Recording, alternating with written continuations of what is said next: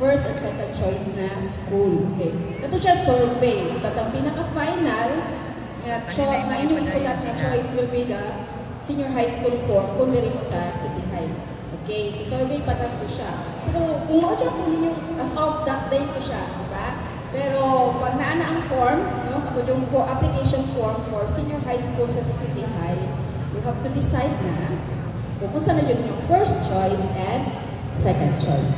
Okay? Sige. Kung naapapoy po ka na, kung maulang mo ito ka mag-girly, pwede na dyan po sa, okay? Also includes kayo, pag magbilin man silang flyer po mo. Kung napapoy other pamutana from other schools. Okay? So, sa tama naman ta 11:45, di ba? Okay, so di ka tabag-langan-langan. I will introduce the first school. Alam mo na ito si Ma'am, kaya naapa siya other engagement. We have Ma'am Mary Jane and Lagpas from iAccess. This will be followed by Ma'am Tita Balbeno from St.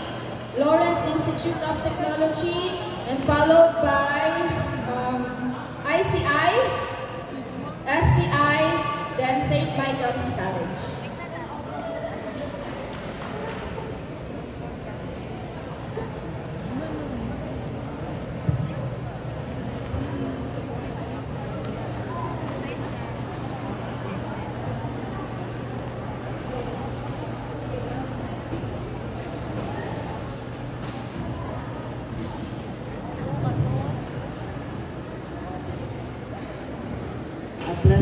Good morning, everyone, especially to the organizer of this career guidance, Ma'am Risa and Ma'am Girly, and to all the faculty members of each schools here in Iligan City. So I am Mary Jane in Lagbas, the Vice President for Administration and Finance of Iligan Access Institute of Technology Incorporated. Our school is located at the third floor, Mercury Drive, Palao Market, Iligan City, in front of the newly constructed Palao Market. Okay? So, our school is registered for 20 programs in TEL track, the Technical Education Livelihood track, and the TESDA Regional Office and TESDA people. So, if you take TEL track, you have so many choices on your dream programs. So, I heard a while ago about your dreams. Some of you want to enroll in nursing. Some of you want to enroll in criminology, mag-police. Some of you to become a doctor and to become a businessman. So all of that you will achieve if you go to the right opportunity in choosing what senior high school you want to go. Okay? So before I start, we have flyers distributed to you, and this one is your reservation. This form, fill up this one, is your reservation because we are going to have the first come, first serve basis.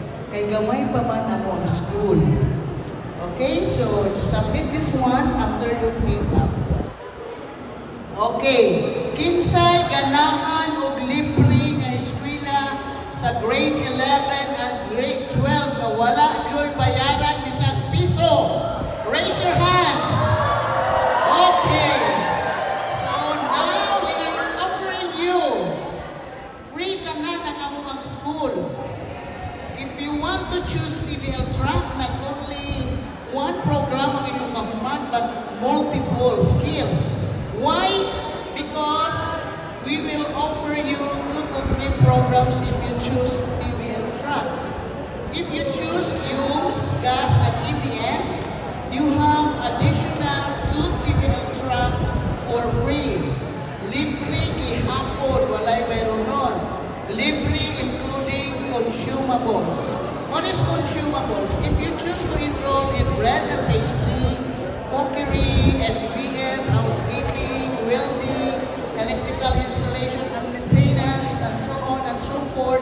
wala na mo'y paliton ng mga ingredients. Everything is free. Hindi naman mo palitong itlog para sa mga pagluto sa bread pastry. Hindi naman mo palitong harina. Hindi naman mo palitong welding rods sa pag-welding. Hindi naman mo palitong wires sa electrical installation and maintenance. Libre tanan, including your uniform and ID. All you have to do is to bring your baon and your transportation for grade 11 and grade 12. Ganahan mo, anak? Ganahan mo. And we will make sure, because our advocacy is quality education, we will make sure that you have quality education in order that you can compete after graduation in senior high school to other big school. Aside from that, we will also integrate the review for SASI, because you are going to take the SASI exam and MSU IIT. Kasi dahil ganahan dahil eskwela o MSU IIT. So, you have, again, free review for SASI. Walay bayad ihapon. Everything is free. Libre na na, walay bayronon sa amuang eskwelahan. That's a promise. And every year, I talk here in your school and ask our graduates, makapangutana mo kung nangayo ba may bayad. Wala yun. That's why our students, our graduates is the one who advertise our school. Ilang mga parinti, ilang mga silingan, matingalan na namin, maabot sa school, ma'am, magpa-enroll me kay ang inyong graduate ka na nagsulti sa kuha mo, wag mag-ito ay sila mabayaran isang piso. Ingon, anak kayo nig na among eskwelahan. Why? Because we are only using your voucher. You have a 20,000 voucher on the first semester, grade and second semester grade 11, and another voucher for grade 12, first semester and second semester. Kantulang ang among iguol, ipalit ang mga pinunapos, ipalit ang mga mga leader na yun sa mga eskwela, hindi kami maningilugaghan. Because what we want is help. Although this is business, we want to gamay lang. Gamay-gamay lang na siya. Hindi namin kinahanglan magdato pa. What we want is help, especially those who are less fortunate.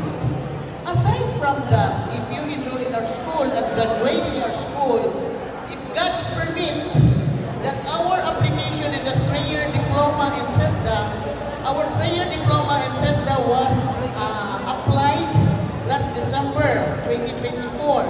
If God's permit and TESDA approve our 3-year diploma, you are priority to have a scholarship again for the first year, second year, and third year college, because this is 3-year diploma.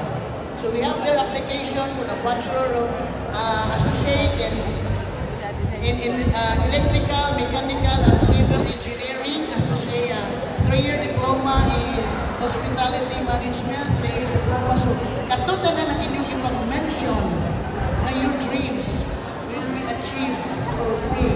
Di ba malipay ang inyong mga ginikanan na paghuman ninyo sa senior high school na libre, kung mapurso pa ito nga ma-aprobahan sa test na another lang po 3 years na libre, so 1 year na lang, 4th year college na lang kung magbayad sa inyong college. And our priority is our graduate, of course.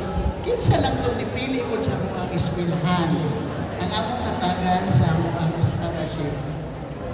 Okay, if you want also to apply for a job, because you have 3 exam points after graduation in senior high school to become, isa man ito ang 3 exam points, to become a businessman or a businesswoman and pursue your college dream course. Number 2. And what else? Kasi ka number 3. To find job, of course, because you have multiple skills. Dali mo madawat o trabaho locally and abroad. Kaya graduate na lang high school, you can apply locally and abroad. I give you an example. My goddaughter graduated last year in our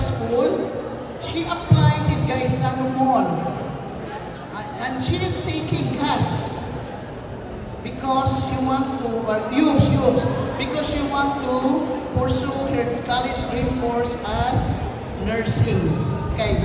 Ang STEM o ang UMS is related. You can apply katong mag-doctor, katong mag-nursing, hindi mo dito mo want to sa UMS. But sad to say, because her parents want her help. So what she did, she applied for a job in Gaisano Mall. Ako may binataha goddaughter. This is real. This is real. When she applied to Gaisano Mall, the HR in charge told her that your application is attractive for abroad. Meaning, naman siya libre nga duha ka TVL truck kung sa'yo nikuha siya libre. Nikuha siya o housekeeping, nikuha ko siya o bread and pastry. Kunya, kay naman may scholarship kay aside sa ang mag-integrating yung TVL truck, you are also priority if we are given scholarship from TESDA. So, dihatagan kami sa TESDA og scholarship for bookkeeping. So, amo siya gipa-enroll og bookkeeping. And then, naka-enroll pa doon siya o FBS. So, upat ka buok ang iyahang skills. So, ingon ang HR sa Gaisano Mall na, are you going to abroad? No, ma'am, I want to work here. And, well, why you want to work here? So, I want to help my parents. Ano siya? Isa nga, okay, your credential is so attractive. Kaya daghan mo kayo siyang skills. Imagine, after graduation, maka-receive si kamo og 4 certificate.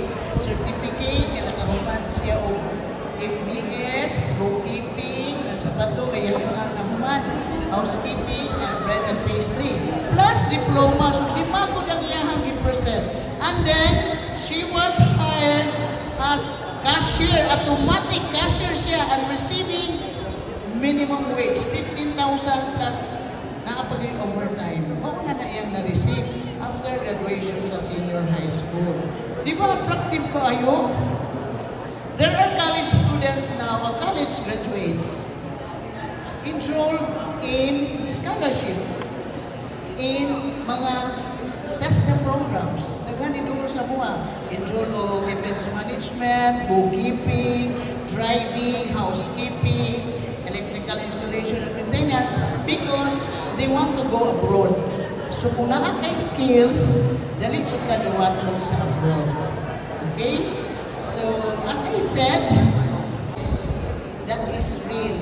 Dili ko magbatak-batak. Kay gamay na ning iligan, dako ra ba kay kong lawas, dali ra ko yung makitaan nga, kadi si Ma'am Lagbas, bakakon na yun eh.